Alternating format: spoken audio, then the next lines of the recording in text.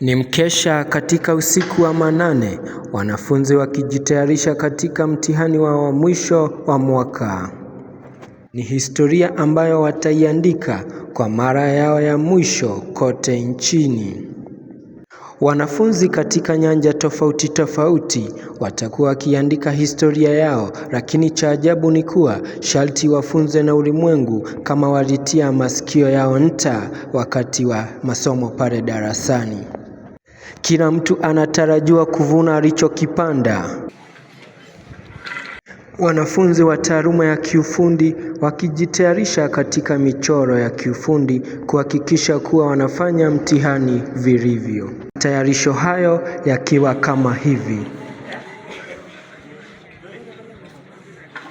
Kila mtu anaonekana na bidii za mchwa ili kuwasilisha nafsi yake katika mtihani huu.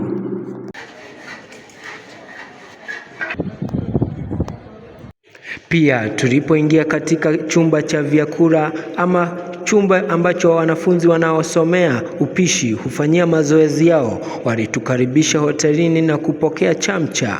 Maandalizi yakiwa mazuri kama haya, mandhari yakiwa ni ya kufurahisha mteja yote ambaye alikuwa akifika pale ili kuchukua chakula chake cha mchana.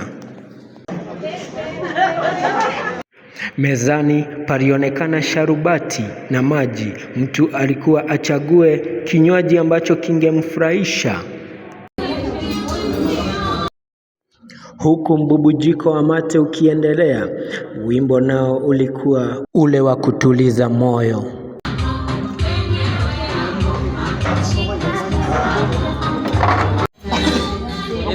Minongonezano iliendelea moja baada ya mwingine, huku wakisubiri chakula ambacho kilikuwa kimetarajiwa kwa hamu na gamu, kwani ilikuwa ni sherehe ya kukata na shoka.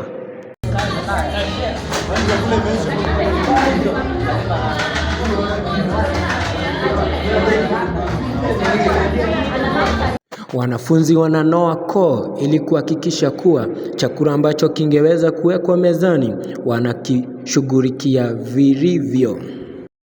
Wahudumu nao wako ange kuhakikisha kuwa wanaandaa vyombo vyote. Hapa hakuna ambaye angeweza kutoa miguu yake humu katika chumba hiki. Chakula kilichotarajiwa, ugali kwa mboga za kienyeji, ndo kilikuwa kikiandaliwa mezani.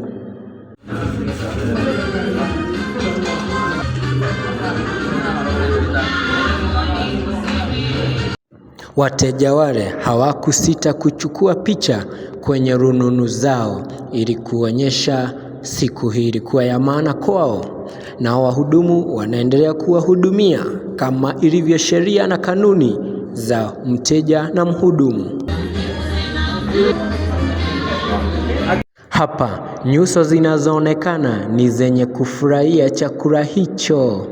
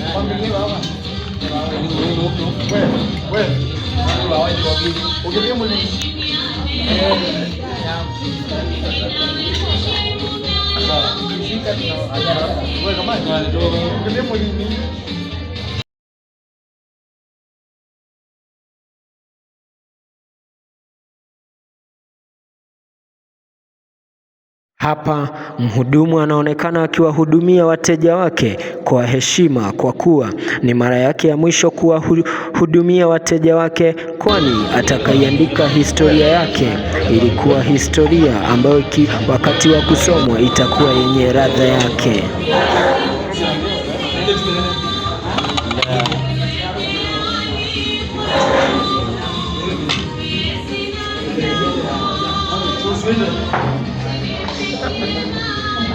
Aku mana ni tu kita yang biang ni aja ni.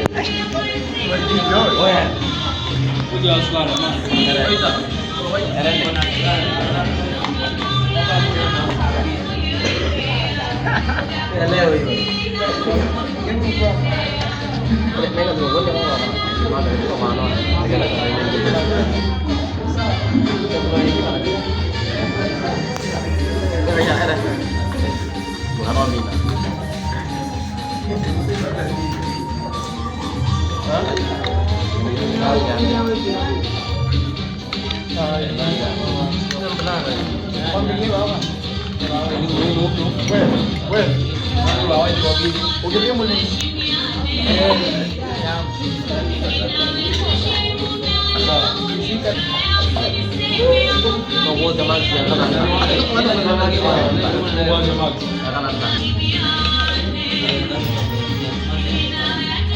Tulipomaliza chamcha, tulifululiza hadi kitengo cha wanahabari ambapo tuliweza kuingia katika chumba cha uandishi wa habari ambapo tulimpata nahodha Captain Titus akiweza kutuletea taarifa na burudani ama vipindi vya vichekesho.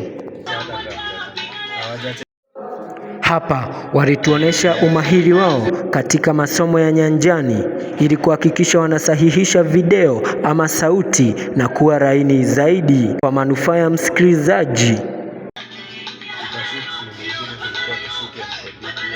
Lakini yote 9-10 ni kuwa mtu akionyesha ustadi wake kwenye mtihani wake wa mwisho katika nyanja ambayo wanaweza kusimamia ili kuhakikisha mtihani wao unakuwa wenye matokeo bora.